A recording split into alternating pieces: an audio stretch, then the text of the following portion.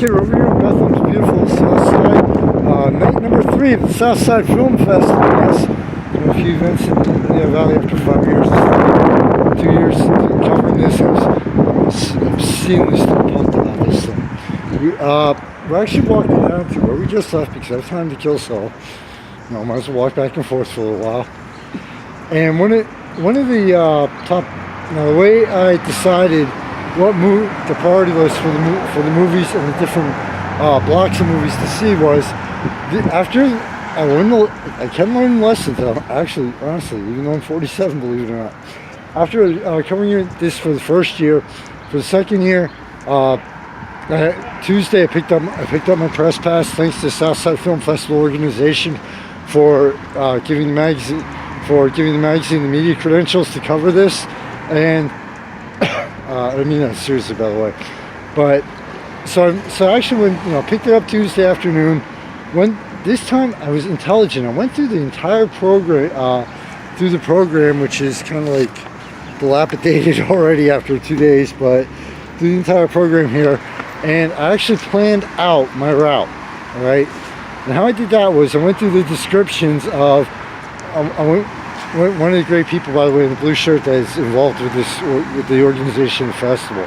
Amazing job to do. But back to the point. I went through the descriptions and I came up with a rating system for the priority list. A star was definite must see. A question mark was okay. High priority, just a step lower, and then blank. Now a lot of the blanks and a lot of the question marks were in the different blocks: animation, comedy, documentary, and drama. So chances are a lot of question marks and the blanks I'd see anyway in those different blocks. No big deal. And I learned from last year, expect to be surprised, and ones that I didn't think were that good turn out to be excellent films. Anyway, I just left the Charter High School for the Performing Arts venue, and beautiful place to see a movie, by the way, for Rodents of an Unusual Size. Now the title of it in the description really caught my attention, so I really want to see this. And basically, to give you a quick rundown of the movie, it's about how decades ago, during the Great Depression, to revive the economy in Louisiana, a species was imported from Argentina so that they can use it to make fur coats and jumpstart the economy in Louisiana. Now, I'm actually laughing about this. The name of the animal that they imported. It's called Nutria. Might have been great decades, freaking 70, 80 years ago. But now it's like I heard the word Nutria, I'm like, mental note, that is not the latest health craze in today's society.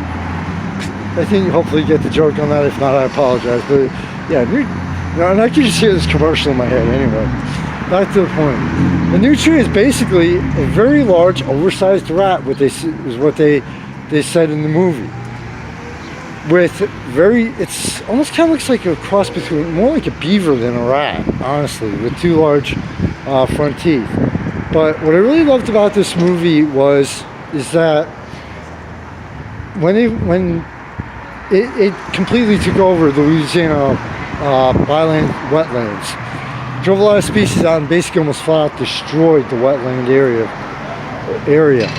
And years ago, Louisiana decided, okay, we actually have, the fur trade died and nobody was hunting them because humans were its only predator. So after the humans stopped hunting it, according to the movie, the population just exploded.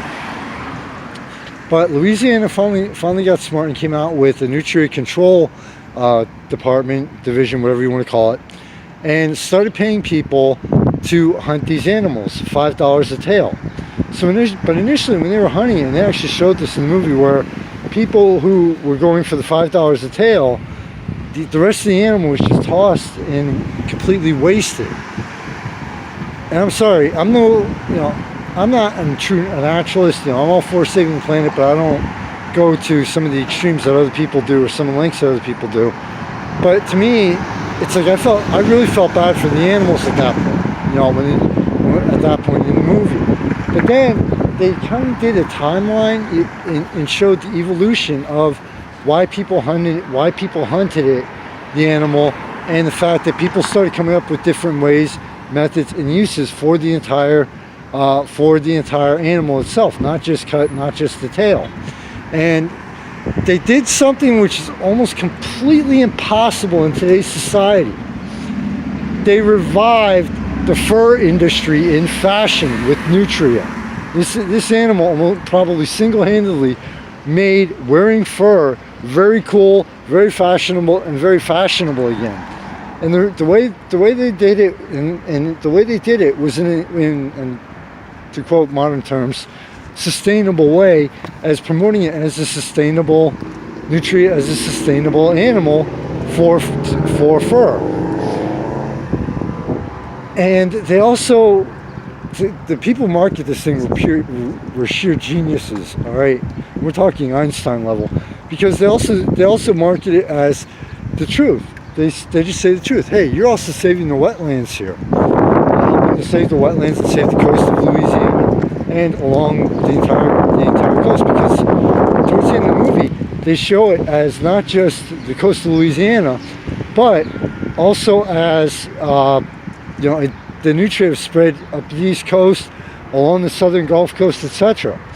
So they're helping to save the environment, because they kept, one of the things to stress in the movies was that nutria is an invasive species. They come in, they take over everything green and basically destroy the environment and make it to the environment that they can survive in, which very few other animals can, and it creates erosion and a lot of other problems.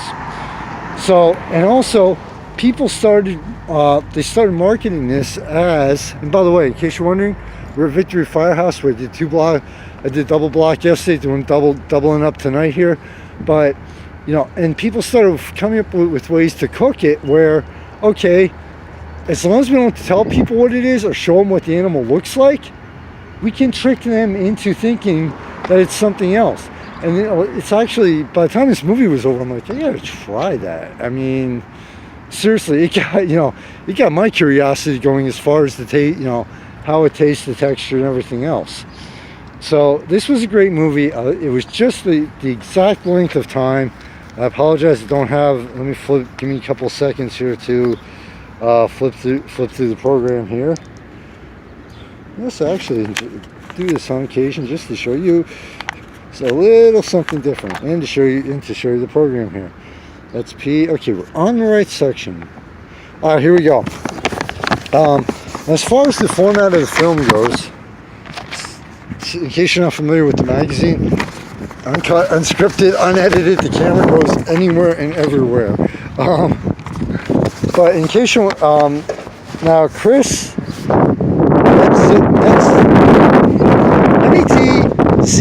Metzlero, Metzlero, hope I know I murdered that pronunciation, was the director. The film was supposed to be 71 minutes. It fell in that time frame, which I'm glad for, because it gave a little bit of a break. Where you normally have approximately 25-30 minutes. You can easily walk in between the venues here, but it gave me a little bit of time to breathe in between also, which I appreciate. But it was almost like, I actually spoke to the couple that was sitting in front of me when the movie was over, and I said it was almost like they tried to do your typical format documentary, which if you've ever seen a documentary before in your life, you know what I'm talking about. Kind of boring, the same format over and over.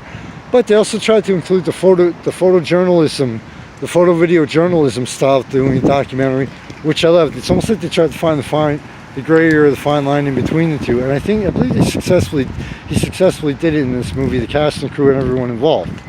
Now, I really didn't find anything about the movie that I could okay, well, this is what I really didn't like about it. It was a great movie. It was the format for it was well done.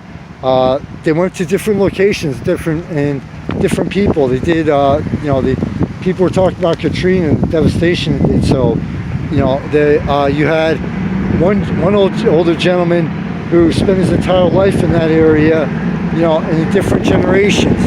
So So it was documentary timeline, jumping around between different locations. It had all the makings of a great documentary film, in my opinion. You may not think so, but you know, everybody's different taste styles, what likes, and you know what they consider good. But you know, if you like that, you know, if you want to find out about, you know, this is one movie I would recommend you to see, and the reason why I would recommend it is because not just because of the way the movie was presented, the format and everything, but also I never even heard of this species or anything knew about anything about it until I saw this movie. By the way, when it starts, I love the way it started. I have to point this out quick, that it started off like a true animal horror flick, no joke. I mean, I'm thinking, you know, I'm getting like kind of pumped up. It's like the way they started, like might be a horror flick, but you know, instead, you know, a horror documentary. But just the way the movie started, they show the nutria running through the tunnels. It just started almost like a true classic animal horror flick, and I love the way it started. And all of a sudden, bam, they flash to the present day in reality. So yeah, rodents of an unusual size.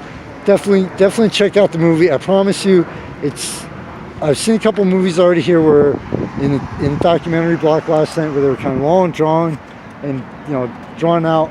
This one is not that type of movie. It's just a perfect length. They present all the information in a great way. Definitely check it out. Michael Phoenix, founder and staff of the magazine, from Victory Firehouse, one of the 3 venues for the Southside Film Festival. Please go to the links to the sponsors page. Check out and support those people in business. Without them, I couldn't have been doing this for 5 years between 2 magazines. I couldn't be here tonight. To all of you out there, thank you so much for your support, because without you, there'd be no point to me doing this. And finally, I'm having a great time here for one of the few times I'm taking my own advice while I'm actually working. Take some time out for yourself, for your family and your friends out of this busy and crazy life, and enjoy it.